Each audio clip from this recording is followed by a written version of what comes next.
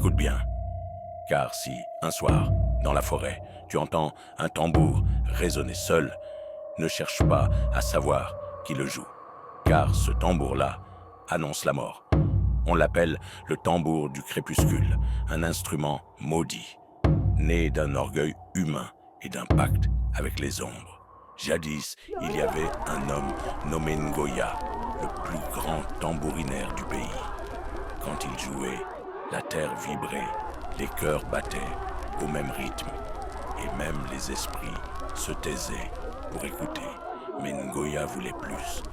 Il voulait que son tambour soit entendu au-delà des rivières, au-delà des montagnes, jusque dans le monde invisible. Alors, une nuit, il entra dans la forêt sacrée. Il choisit un arbre que nul n'avait le droit de toucher, un bois noir, hanté, que les anciens disaient, habité par les âmes sans repos.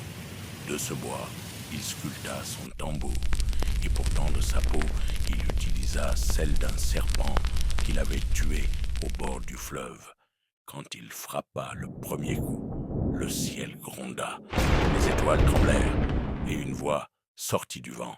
« Tu as volé au monde des morts, alors c'est le monde des morts qui viendra te chercher. » Le lendemain, Ngoya avait disparu.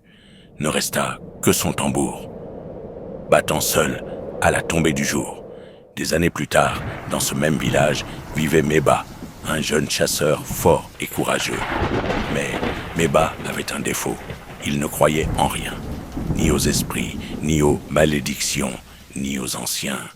Une nuit d'orage, alors qu'il rentrait de la forêt, il entendit ce son. Boum, boum, boum. Les chiens se mirent à hurler, les femmes se signèrent, et les anciens murmurèrent.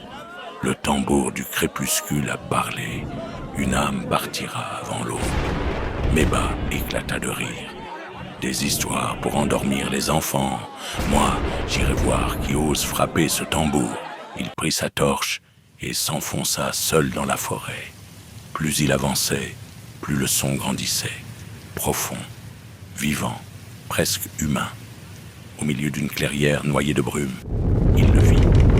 Le tambour, immense, sculpté dans le bois noir, orné de visages aux bouches ouvertes, figé dans un cri silencieux. Le cuir vibrait doucement, comme s'il respirait. Meba s'approcha, tendit la main.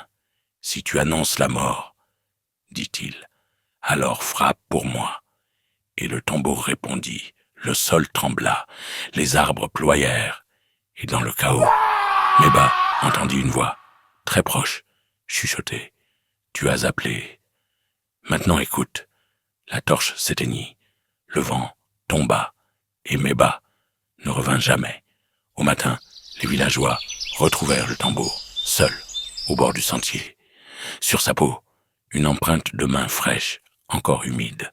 Cette nuit-là, il résonna de nouveau. Mais cette fois, entre les battements, on entendit un souffle, un murmure presque humain. C'était la voix de Meba, prisonnier du tambour, condamné à jouer pour annoncer la mort des autres. Depuis ce jour, quand le tambour du crépuscule retentit, les anciens ferment les yeux et murmurent que l'esprit de Meba épargne nos maisons. N'écoute jamais un tambour qui bat seul dans la nuit.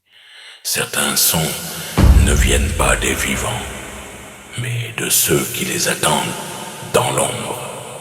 Si tu as aimé, laisse un pouce et abonne-toi.